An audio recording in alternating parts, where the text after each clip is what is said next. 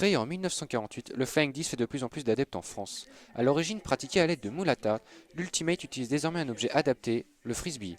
Les règles du jeu sont simples. En salle, deux équipes de 5 joueurs s'affrontent sur un terrain de handball. Un point est marqué lorsque le frisbee pénètre dans la zone d'embut. Le jeu se joue sans arbitre et repose principalement sur le fair play des participants. Alors, j'ai découvert grâce à un pote qui est président du club de Versailles, de Frislis. Et il m'en avait parlé souvent. Lui, il est vraiment sérieux là-dedans depuis une dizaine d'années.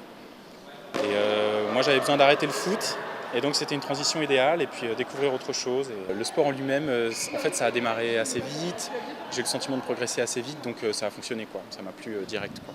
Un sport qui s'adresse à tous, mais qui nécessite une bonne condition physique. Cette contrainte ne semble pas être un problème puisque l'Ultimate a vu ses effectifs doubler en un peu moins de 10 ans, avec notamment 230 jeunes et 620 femmes sur 2400 licenciés.